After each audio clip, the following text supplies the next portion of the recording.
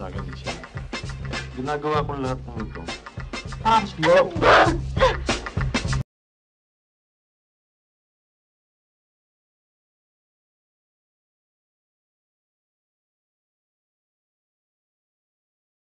Lang yan! Ay, bakit hindi? Kaya ako sa tatay mo mahilig!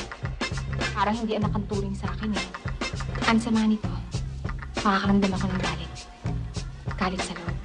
Kaya mo, tutulungan kita. Salamat, Nandi. Pero walang makakatulong sa problema ko. Kundi sarili ko.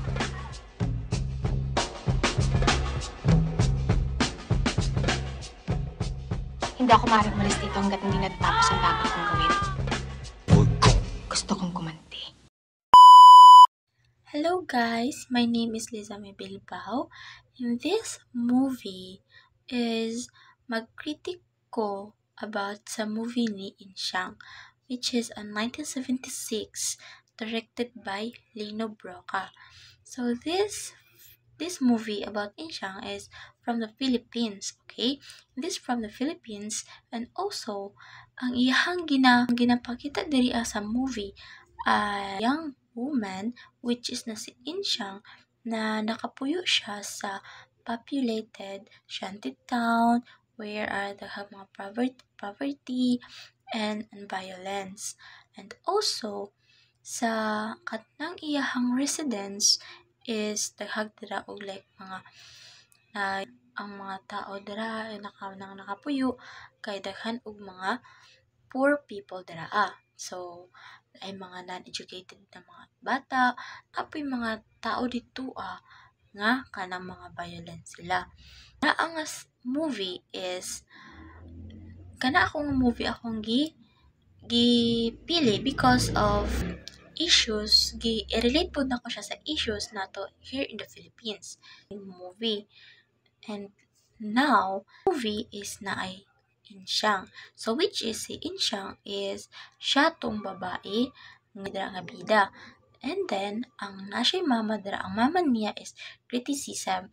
Like, ang mama niya is wala siya ginapaminawan kung unsa ang mga gusto ni Insyang. And also, napoy stepfather si Insyang na siya nga, mga malalaswa, mga bagay na ginabuhat sa iya. So, and also, napoy boyfriend si Insyang. So, ang boyfriend ni Insyang ay siya gipanindigan si Insyang sa iyahang uyab. And also, na siya best friend na katong babae na gusto sa best friend niya nga muhawa na siya dito sa balay nila kay nakapansin siya na ginaabuso na siya ug na dili tama ang pagtrato sa iyang mama ug sa iyang stepfather. And also, sa kanang nga issues po na akong nakita sa lugar nila Insyang is daghan og mga bata nga mga bata nga gipabayan lang sila mga parents and mga tao dira nga wala gi-focusan sa government nga kana nga lugar dira is ipa-improve, linisan, is i-relate na nako ang movie sa issue sa Philippines. So kani based on my research sa issue sa Philippines and sa movie is first of all sa movie and ako'y nakitaan dito na ma-relate siya sa Philippines which is ang poverty and social inequality. Kita na ko siya dito sa movie. Tapos sa Philippines, 'di ba? Ang Philippines is na ay mga lugar nga mga poverty, ang mga social inequality. Dira sa atong Philippines is 'di ba na mga lugar mga lack of access like to education and the struggle na ma-survive nila ang mga inequality. So sa base akong research is nagka-continue Japon ang mga massive issues in the Philippines. So, karon is nandiyan po na nga nabilin nga mga lugar sa Maynila nga crowded community or society. Like Tondo, like what is kani ang one of the examples sa lugar dito Tondo. And also, urban dito is very poor dyan na siya dito kay mga like limited ilang opportunities, like wala sila enough nga knowledge. Wala sila enough nga knowledge ang mga bata, ang mga tao dito kaya wala man sila nag-school. So, isa pud na nga problem sa ato ang Philippines, poverty and social inequality. So, next is gender inequality and violence against women. Yes, this is a very issues here in the Philippines against women and gender inequality. So, diba, sa movie is si Insyang naka-experience siya og sexual abuse or sexual violence sa iyang stepfather. Yes, isa pud na sa issue sa Philippines na naay mga babae na nag-experience og mga inana. And also, sa mga babae is trauma jud ni siya para sa ilaha sa mga naka-experience og inani. Sa government or sa local na government is sa community is nag-focus sila dira na ma-improve ang gender inequality sa kana nga society. And also, ang mga violence against women and sexual harassment and exploitation remain significant concern in the Philippines. So, dapat kani nga mga concern sa atua sa Philippines is gina-focus dyan ni sila kanang ginatuunan og pansin. Okay? So, next is a cultural and social expectation. So, diba, kasagaran sa mga Filipinos, society has involved many ways like traditional gender rules and expectations are still influential. So, sa mga babae, so daghan sila mga part ng country na naga-continue to face pressure that realistic their independence and personal choices. So, dapat, pag nanaka sa tamang edad, nanakay, personal choices yun nimo kung unsay imuha for in the future. So dapat, sa katong movie na about kay Insyang, dapat si Insyang is na siya choice kung unsa iyang gusto sa iyang life. Maging independent na siya. Pero, kinipipili ni Insyang na dili siya muhawas sa iyang mama kay mura love niya pa niyang mama bisagin ana iyang pagtrato sa iyaha. So, this is the one also the issue sa atua sa Philippines. Like, ngay mga babae nga mga wala sila personal choices because ginapili nilang family magstay sila nga inani.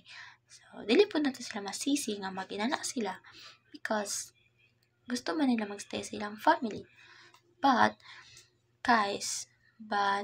as a Filipino is we need to help our country to improve this. Okay? So, next is nakoy nabasa nga quotes about woman. And this quote is feminism. Okay?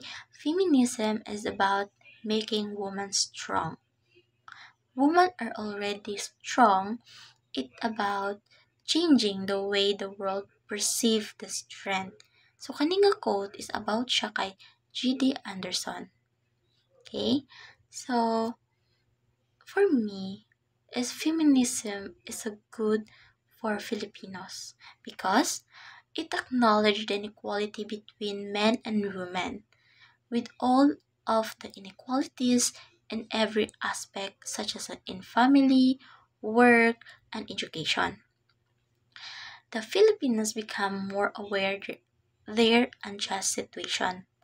With the current situation of our country, it is evident that Filipinos are striving to have equal opportunities in every aspect of society. According to the statistics provided by Philippine Statistic Authority, women have larger employment rate than men.